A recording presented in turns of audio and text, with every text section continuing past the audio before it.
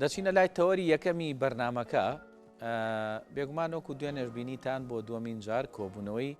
ئەنجومەنی نوێنەرانی عراق بۆ هەڵبژاردننی سەرۆکۆماری عراق بە هۆی تاوانەبوونی نیسابی یاسایی و هەروە ململانی نێوان لایەنە سیاسەکان شکستی هێنا. لەم سۆنگەیە دەپرسین چارەنووسی سیاسی عراق بەرەو کوێ دەگات یاخود بەرەو کوێ دەڕوات لەم بارودۆخەدا عێراق بۆشایی دەستوری و یاسایی دەبێت؟ هەنگاوەکانی دواتر چییە بێ بۆی کە تێپەڕاندنی ئەم بارودۆخە هەبێت؟ بۆ ئەم مەبەستە بۆ وەڵامدانی ئەم پرسیارانە و چەند پرسیارێکی تریش لە ستۆدیۆ ڕاستەخۆ میوانداری حەسەن عەلی چاودێری سیاسی و یاساناسمان کردووە. بە خێربێ کاکسان بە خێربێ سەرچاو. سپاس بۆ. بە سەرەتا لەوە پرسیار بکەین دوای دوو جار ئەنجامدانی یاخود دوای دوو جار هەوڵ بۆ ئەنجامدانی کۆبوونەوەی پەرلەمانی عێراق دوجار ئەوەی کە پێیان دەوترێ هاوپەیمانی ڕزگاری نیشتیمانی کە سەدر و پارتی و بەشێک لە سونەکانی تایە نەیانتوانی کۆبوونەکە ئەنجام بدەن. ئەکرێ بڵین ئیتر پرۆسەی سیاسی لە عێراق تا ڕادەیەک بە بنبەست گەیشتۆ لە بینی ئەو لایەنانەیە هیچ لایەنێکیان ناتوانن گفتوگۆکان لەگەڵ یەکتریا بکەن. بەڵێ دیارە ئەگەر تەماشای بارودۆخی سیاسی عێراق بکەین وە لە دوای هەڵبژاردنەکانی ئەم جارە پاش ئەوەی کە چەند گەڕێکی گفتوگۆ و دروستکردنی ئەو کوتلانەی کە ویستیان ببنە زۆرینەی پەرلەمان نەیانتوانیوە زۆرینەیەک بەدەست بێنن کە بتوانێت دوو لەسەر سێی پەرلەمان بەدەست بێنن تاوەکو جەلسەی هەڵبژاردننی سەرۆک کۆمار زامن بکەن کە 220 ئەندامی پەرلەمانەکە لە مادەی 72 لە دەستوری عێراقیە باز دەوەکراوە کە شێوازی هەڵبژاردنەکە و محکمەی فدرالیش بە هەمان شێوە ڕێی خۆی لەسەرداوە کە ئەبێ جەلسەی هەڵبژاردننی سەرۆک کۆمار ئەبێ 220 ئەندام پەرلەمان کەمتر نەبێت و لە یەکەم دانیشتنی پەرلەمان لە خولی نوێ دوای 30 ڕۆژ ئەبێ سەرۆک کۆمار هەڵبژێرێت. ئەوە بوو جاری پێشوو بەهۆی تێپەڕبوونی مودە دوو جار دەرگای خۆپاڵاوتن کراوەتەوە و ئێستاش دوای تەواوبوونی مودەکە دوو جار هەوڵدراوە بۆ تەواوکردن و کاملکردنی نیساب بەهۆی نەبوونی ڕێککەوتنی پێشوەختە لە بینی لایەنە سیاسیەکان و بە تایبەتیش ئیتاری تەنسیقی و ئەوانی کە لەگەڵ ئیتاری تەنسیقین لەگەڵ ئەو کوتلەی ئینقازی نیشتیمانی یاخود کوتلەی سیانی نەیانتوانیوە دانیشتنەکە بکەن و تاوەکو حدێکی زۆریش بوغرایی و لوتبەرزیەک بە ئەو کوتلەی ئینقازی نیشتیمانیەوە هەیە کە نایەوێت بێتە ژێرباری ئەوەی کە عێراق بە شێوازێکی ئیتیفاقی یاخود تەوافقی ئیدارە بدرێ ئەوێ زۆرینەی وەکو ناوێن ناوە زۆرینەی نیشتیمانی دیارە هەموو ئەمەی کە باسەکرێ ئەگەر ئێمە تەماشای سیستەمی وڵاتانی جیهان بکەین بنمونە ئەمریکا یاخود بەریتانیا ئەمانە هەمیشە هێزێک براوەیە و هێزێک ئۆپۆزیسیۆنە بۆ وڵاتێکی دیموکراسی مستەقڕی ئەمنی و سیاسی و ئابووری ئەمە دروستە چونکە ئەو لایەنەی کە براوەیە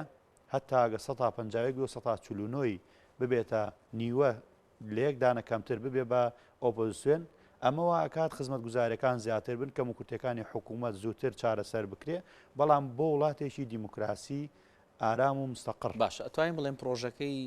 سێلایەنەکە کە بە ڕزگاری نیشتیمانی ناسێنداوە یا خودخۆیان ناساندووە ئەتوانین بڵێن پرۆژەکە شکستێنەوە بە دڵنیاییەوە ئەمە ینی واقعەکە واڵێ ینی ئەمە دروشمی بروی قەدار و قسەکردنی میدیاکان و تویتەرەکان ئەوە قیاز نییە ئەمە سەنگی مەحەک پەرلەمانە ئەمە دوو جار هەوڵیان داوە هەموو هێز و توانەکانیان بەکارهێناوە فشارەکانیان بەکارهێناوە دارایی و پارە و دەسەڵاتیان بەکارهێناوە نەیانتوانیوە نیساب کامل بکەن بۆیە عێراق نابێ بەم شێوازە ینی بەم شێوازە نوێیە کە بیانەوێ ئیغرای هەندێک خەڵکن یاخود فشار بخەنە سەر هەندێکی خەڵکی تر و بە شێوازێک حکم بکرێ کە جیاوازتر بێت لە جاران چکە ئێمە ئەگەر تەماشای وەزی عێراق بکەین چەند نەتەوەیەکی جیاواز هەیە چەند مەزەبێکی جیاواز هەیە و لەگەڵ ئەوەژە ینی کۆمەڵێ حزبی بچووک و مامناوەند دواتر حزبی گەورەتریش هەیە پێویستی بەوە هەیە لانی کام ئەم حکومەتانە تەوافقی بن و بەشێکی زۆری ئەم هێزە سیاسیانە تایە بەشدار بن لە نووسینەوەی پرۆژەی ینی ئەو کابینە نوێیە کاری ئەو کابینە نوێیە و ئیدارەدانی وەزارەتەکان ئەگەر مەبەستیان بێ حکوومەت یاخود عێراق لەم تەنگەژێ ڕزگار بکەن و چاودێری کارەکانی بکەن پێویستە لە ڕێگەی پەرلەمانەوە لێپرسینەوە لە هەموو ئەوانە بکەن کە کەم تەرخەمیان هەیە و ئەوانی پێشوو کە هەدەردانی مالی گشتی و ینی گەندەڵی و ئەوانیان هەبووە لە ڕێگەی نەزاهەوە لە ڕێگەی پەرلەمانەوە لە ڕێگەی دەستگایەکی چاودێری گەورەی وەکو نەزاهەوە ئەتوان ئەم کارانە بکەن بەڵام زۆربەی ئەوانی کە ئێستا خۆیان وا ئەناسێنن کە گەندەڵی نایڵن بەشێکی زۆری گەندەڵێ گەورەکانی عراق ئەوان بوون وەزارەتەکانیان دۆشیەوە وەکو پێویستیان هێشتووە سەدرەڵێ لە تویتەکەی ئەڵێ من هیچ بە هیچ شێوەیەک ناسمە ژێرباری ئەو ڕێکاری کە پێی دەوترێت تەوافق ئەو پێی وایە کە تەوافق لە ماوەی ڕابردووە هۆکارەکان بۆی کە عێراقی بەم ڕۆژە گەیاندووە ینی وایە عێراق تەوافق وای لێ کردووە یاخود نەخێرەمە سەدر ئەیە بە شێوەیەک لە شێوەکان دەسەڵات بکرێتە دەست و بۆیە لەم ڕێگەیەوە سیستمی تەوافقی ڕەتەکات لە ڕاستیە ئێمە ئەگەر نیەت و بەرنمەیەکە بێ بۆ نهێشتنی گەندەڵی ئەگەر تەوافقی بێ و ئەگەر غێری تەوافقی بێ ئەوە کاری ڕاستەوخۆ و ئانی دەست پێەکرێ بۆ بابەتە لە ڕابردووە بەشێکی زۆری وەزارەتەکان لای خۆیان بوون لایانی کەم بۆ ناتوانێت لە وەزارەتانی کە لەژێر کۆنتترۆلی خۆیان بن چاکسازی بکەن بۆ گەندەڵیەکی زۆر لە وەزارەتانە هەبووە ینی ئەگەر بێت و تۆ لە سێ وەزارەتانە توانی بێ نەزیه و پاکبی ئەگە حکوومەتێک لەژێر کۆنتترۆلی خۆتا بێ سەر وەزیرانەکەی و کوتلەیەکی گەوری پەرلەمانی هەبێ بۆ پشگیریکردیان ئەبێ عراق ڕووکاتە شوێ چی بەسەر بێت من پێم وانە ئەم وتەیە دروست بێت یاخود ڕاست بێ بەڵکو تەوافقی ئارامی زیاتر ئەهێنێتە کایەوە بۆ وەزعێکی وەکو عێراق تەوافقی دروستە ڕەنگە بۆ وڵاتێکی تر تەوافقی دروست نەبێ لایەنێک ئۆپۆزیسیۆن بێ و لایەنێک دەسەڵات بێ و ئەو ئۆپۆزیسیۆنە چاودێری کارەکانی دەسەڵاتەکە و نایڵێ کەم تەرخەمێ بەڵام لە عێراقی ئەمڕۆیە کە تەداخلی سیاسی هەیە و کۆمەڵی هێزی جیاواز هەیە کۆمەڵی ئیتیجاهی جیاواز هەیە ساحەیەکی کراوە بۆ دەزوەردانی وڵاتەکان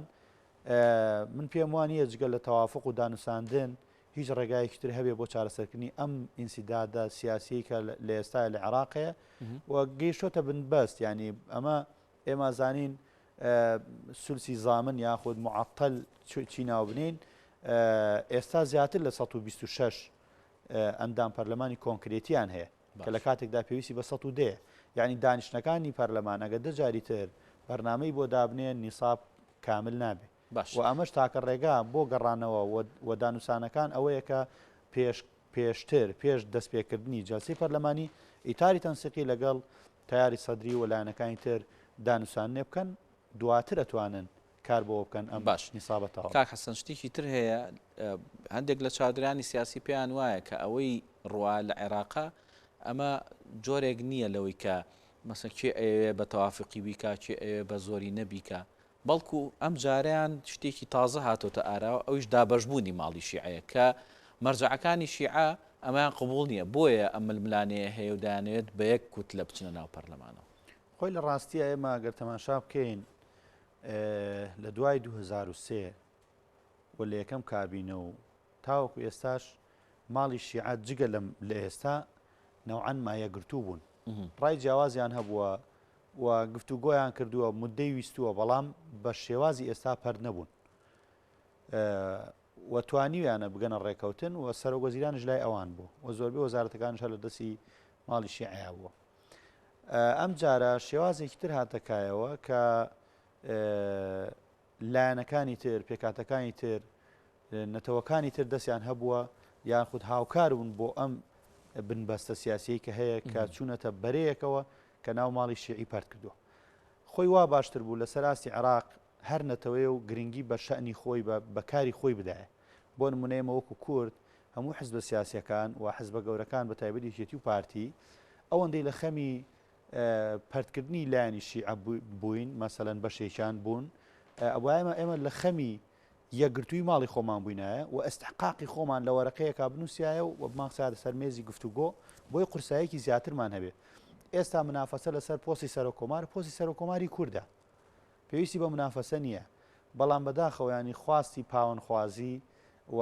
کۆنتترۆلکردنی هەموو جمگەکانی دەسەڵات لەلایەن حزبێکی سیاسیەوە واکات کە هەم کێشەی بۆ هەموو عێراق دروست کردووە و هەم وای کردووە کە ناوماڵی شیعی پەرد کردووە ئێران ناڕازیە و حزبەکانی تری مەسەلەن ئیتاری تەنسیقی ناڕازین لەمە چونکە ئەوان پێیان وایە کامە بابەتێکە پەیوەندی بە ناوخۆی خۆیانەوەیەوە پێشتریش ئینزاریان کردوون یاخود پیان وتون کە ئێوە تەداخلی ناوماڵی شیعی مەکەن ئێمە بە یەک کوتلە دین لەگەڵ ئێوە ڕێەکەوین وەگەڵ لەگەڵ سنەش ڕێەکەوین و هەرێکەوە استحقاق خۆی دیارە لایانی کام بۆ نمونە سەرۆکوەزیران هی شیعەیە و سەرۆکۆمار هی کووردە و سەرۆکی پەرلەمان هی سوننێ و دواتر دابشکاری وەزارەتەکان و ئەوانی تر کە شۆڕە بنەوە پێویست بۆ ئێمام گفتوگویانە ناو ماڵی خۆمان بکەین و شیعە و سونەش ناو ماڵی خۆی بیکات بۆی کە ئەم بنبەستە یاخود ئەم ئینسیدادی سیاسی کە لە عێراق هاتۆتە ئاراوە نێتە ئاراوە چکە کێشەکە تەنها بۆ حزب سیاسیەکان نییە ڕنگدانەوەی هەیە لەسەر دۆخی تاک بە تاکی هاوڵاتی عێراقی کاک حەسەن شتێکی تر هەیە ئەوەی تۆ باست کرد کە بڵێن چوونە ناو هاوکێشەیەکەوە کە وای کردو ماڵی شیعە پەرد بوو ئەمە بۆ کورد جگەل لەوەی کە ئێستا عنی هەندێک شتی دەرکەوتووە هەندێک بەوادری دەرکەوتووە جگەل لەوەی لە عێراقا کێشەی بۆ دروستەکە لە داهاتوە لە حکوومەتی داهاتوی عێراقا پێدوان نییە مەترسیەکیشە بۆ سەر هەرێمی کوردستان ئەم جاریان مەترسیەکە دێتەوە ناو هەرێمی کوردستانیش بۆی کە تۆ دەچیتە هاوکێشێکەوە دوجار ماڵی شیعە پەرتەکەی دەست خۆش دەڕاستی ئەمە نویستم ینی نەوعان ما بگەم ئەو پرسیاری جەنابەت ئێمە وەکو کورد پێکاتەیەکی ئەساسی و سەرەکین لە عێراق و لە هەموو کابینەیەک لە دوایەکان ئێمە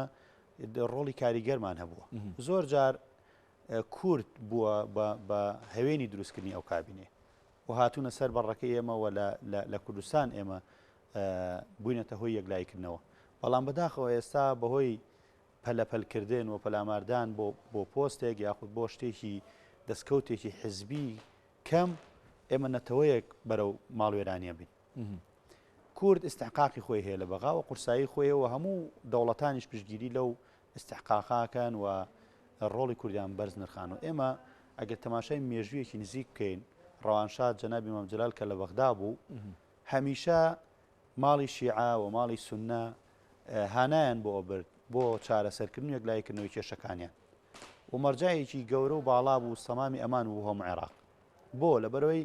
بەرژەوەندی کەسی و حزبەکەی بەلاوە گرنگ نەبوو بەرژەوەندی باڵای عێراق و نەتەوەکەی وەکو کورد لا گرنگتر بوو ئێستا ئەوە نەماوە ئەو کەسانی کە خۆیان بە مەرجە عەزانن لەسەر ئاسی کوردستان ئەمەیان تیا نابینرێ کە وەکو ڕوحێکی باوکانە بێن خزمەت بە دۆزی ڕەوای گەلی کوردستان بکەن و مافەڕەواکانیان زامن بکەن ئێمە کۆمەڵێک بابەتمان هەیە کە لە ڕابردووە تاوەکو ئێستا نەمانتوانێت بەدەستبێنین و بگرە هەر ئەوانی کە خۆیان بە مەرجەعزانی و بارودۆخی کوردستانیان ئاڵۆستر کردو لە ڕابردوودا کە پێویستە چاک بکرێتەوە ئێمە کاچینە بەغدا بۆ دانووسان وەکو کورد پێویستە وەرەقەیەکی هاوبەشمان هەبێ و داواکاریەکانمان خۆی لە چیا بینێتەوە بۆ نمونە جێبەجێکردنی مادەی 140 ئاساییکردنەوەی بارودۆخەکە لەو ناوچانە پێش جێبەجێکردنی مادەکە و لەگەڵ ئەوەدا استحقاقی خەڵکی کوردستان لە ڕووی بودجە و موچەوە و استحقاقی خەڵکی کوردستان لە ڕووی بنزین و نەوت و ئەو پێداویستە سەرەتانەی کە مافی خۆیانە و استحقاقی هێزی پێشمەرگا وەکو بەشێک لە منەظەمەی دیفاعی عێراقی بەڕاستی ئەمە ئەگەر تەماشا بکەین ئەو هێزی کە بەشداری کردووە لەو کوتلەیە کە پێوترین قازی نیشتیمانیا و کوتلەی سیانی خاڵەکانی بێنە بیخوێنەرەوە بزانن کامە وەرەقەی کووردە داواکاری کورد لەکوێ جێکراوەتەوە بێ خاڵش باسی کورد نەکراوە تەنها خۆ هەڵواسینێکە بۆی کە پۆستی سەرۆک کۆمار وەربگرێ باشە تۆ ئەگەر نەتوانین لە ڕێگەی پۆستی سەرۆکی هەرێمەوە خزمەتێک بە خەڵکی کوردستان بکەیت لە ڕێگەی پۆستی سەرۆک وەزیرانەوە خزمەت بە خەڵکی کوردستان بکەیت لە ڕێگەی سامانە سروشتەکانەوە خزمەت بە خەڵکی کوردستان بکەیت لە ڕێگەی زۆر پۆستی تر کە قۆڕخ کراوە خزمەت بە خەڵکی کوردستان بکەیت ئەتەوێ مەسەلەن سەرۆک کۆماریش وەربگری بە دەردێوانی تر ببەی خەڵکی کوردستان تاوانی چییە کە بۆ نمونە حزبێکی بەم شێوازە ئەوێ خەڵک تووشی نەهامەتی بکە ڕاستیە مەهامی یەکێتی و ملایەنەکانی ترە ئەم بارە لاسەنگە هاوسەنگ بکەنەوە و نەچنە ژێرباری هیچ خواستێکی حزبی یاخود فشارێکە کە کراوەتە سەریان باش کاک حەسەن شتێکی تر هەیە ئەوەی کە بانگەشەی بۆ کرا پێشتر دوای هەڵبژاردننی پێشۆختە بێگومان سەدرەی و من تاکە لایەنم کە مافی ئەوم هەیە حکومەت پێک بێنم و سەرۆک وەزیران لە من بێ بەڵام ئێستا لە دوێنێەوە ببورە دوای دوو جار ئەوەی کە دانیشتن نەتوانرا ئەنجام بدرێ بەهۆی تاوانەبوونی نیساب ینی ئاراستەکان وا خوێندنەوەی بۆ دەکرێت کە ئەڵێن ئەوانێ وای لێ بێت سەدر بەرەو ئۆپۆزیسیۆن بوون بڕوا ئەگەر بەرەو ئۆپۆزیسیۆن بوون بڕوا یعنی داهاتی حکومەتی عێراقی ئەگەر لایەنەکانی تر پێکی بێنن ینی ئەتوانێت بە شێوەیەکی باش و ئەکتیڤ و چالاک حکوومەتەکە بەڕێوەبەرێ ینی سەدر کێشەی بۆ دروست ناکە ڕاستیە پێم وانە نەک بەبێ سەدر حکوومەتەکە درێژە بتوانێت ساڵێک یاخود 6 مانگ درێژە بکێشێ و چۆن بەبێ ئیتاریش ناتوانێت ئەو حکوومەتە بە هەمان شێوە ساڵێک درێژە بکێشێ ئەمە وەکو تەوازنێک وایە چونکە هەرێک لەم هێزە شیعیانە خاوەنی نفوذ و لایەنگری خۆیانن ئەتوانن لە ڕێگەی خۆپشاندان و مزاهراتی بەردەوامەوە ئەم حکوومەتە لاواز بکەن و بیڕوخێن بۆیە باز لەواکەین ئێمە بۆ بارودۆخی ئێستای عێراق حکوومەتێکی تەوافقی گرنگە لەبەرەوەی تەوازنێک دروستەکرێ لەوان ئەم هێزە گەورانی کە نێوماڵی شیعەیە هەیە ئەتوانن حکوومەتەکە بێنەوە سەر ڕێچکەی خۆی ئەگەر نیەتی ئەویان هەبێت چاکسازی بکەن و خزمەت گوزاری بکەن هەر یەکە لە ئاستی خۆی وەتوانی بیکات و پەرلەمان هەیە بۆ لێپرسینەوەی ئەو کەسانی کە وەکو پێویست کارەکانیان ناکەن بەڵام تۆ کەسێکی حزبی دوور لە مەسەن توانای زانستی و ئەکادمی ئەهێنەیەکی بە وەزیرێک و کەسێکیش لە پەنایە دائنەی بۆ دۆشتنی ئەو وەزارەتە کە نوێنە دەی حزبەکەیە دواتر کێ لێپرسینەوە لە چێ بکات تۆ خۆت حزبەکەی خۆت توانیوێتی ئەم وەزارەتە ئەفلیس بکە پەرلەمانیش لە خۆتە چۆن لێپرسینەوەی لەگەڵاکە ڕاستی ئەوەی کە ئێستا هەیە چێبڕچێ بۆ بەدەستێنانی زۆرترین وەزارەت و چێبڕچێ بۆ ئەوەی کە زۆرترین داهات کۆ بکەنەوە لە ڕێگەمە و پێگەکانی خۆیان بەهێزتر بکەن و دڵی ئەو وڵاتانەی کە دامیانەکەن لە دەرەوە ڕازی بکەن ئەجینا ئەمە شعارە کە باز لەوەکەن مەسەرەن ئینقازی نیشتیمانی و یاخود گۆڕینی سیستەم لە تەوافقیەوە بۆ زۆرینەی نیشتیمان یعنی ئەمانە هەمووی ئیدعایەکە بۆ قەرەباڵغکردنی بازار و ئەستهلاکی ینی مەحەلی شتێک نییە کە سوودێکی گشتی هەبێ بۆ خەڵک بەڵێ مادەوا پرسیار بکەم کاک حەسەن ئەمە لە ڕووی سیاسی و باسی بابەتەکەمان کردە دۆخی سیاسی عێراق لەکوایە و بەرەوکوێ ئەڕوا بەڵام با ئەوەش بزانین ئایا ئەگەر ئەمە بەردەوامی هەبێت و هەر کۆبوونەوەکان بەم شێوە بێت و لێک تێگەی نەگەیشتنێک نەبێت لە نێوان لایەنەکانە دوجار ناکەوینە بۆشایەکی یاساییۆ ئێستا حکوومەت کار بەڕێکەرە لە ڕێستا لە ئێستا ئەگەر تەماشا بکەین لە بۆشایی یاسایی و دەستوریشە چۆن ئێمە مادەیەکی دەستوریمان هەیە مادەی 72 کە باز لەواکات لە دوای یەکەم دانیشتنی پەرلەمان پێویستە پاش 30 ڕۆژ سەرۆک کۆمار هەڵبژێرێ دوای 30 ڕۆژەکە کە هەڵنەبژێررا ئەو بۆشایی دەستوریە بەڵام سەرۆک کۆمار لە پۆستەکە ئەمێنێتەوە تاوکو سەرۆک کۆمارێکی تر هەڵەبژێرێ و حکوومەتەکەش حکوومەتێکی کار بەڕێکەرە بێ چونکە بەپی ئەو دەستوری کە ڕێکارەکانی داناوە دوای 4 ساڵ کار و مەهامی ئەم سەرۆک کۆمارە و ئەم حکوومەتە و پەرلەمانی پێشوو تەواو بێ و پەرلەمانی نوێ کە ئێستا دەستی بەکارەکانی کردووە لە یەکەم جەلسەوە مودەیەک دانا بۆ هەڵبژاردننی دوای هەڵبژاردننی سەرۆک و هەردوو جێگری پەرلەمان مودەیەک داریەکە بۆ هەڵبژاردننی سەرۆک کۆمار و مودەکە تێپەڕیوە لە ئێستا ئێمە لە بۆشایی دەستوری و یاساییان پێویستە لە زووترین کاتە کار بۆ ئەوە بکرێ کە سەرۆک کۆمارێک هەڵبژێرێ و ئەویش سەرۆک وەزیران ڕاست پێرێ بۆی کە کابینەیەکی نوێ بێت و کارەکانی خۆی جێبەجێ بکەن دەستی خۆش بە زۆر سپاس بۆ بەڕێز حەسەن عەلی یاساناس و چاودێری سیاسی کامڕۆ لەگەڵمان نبووی سپاس بۆ لەدانەوەی پرسیارەکان خێر بێت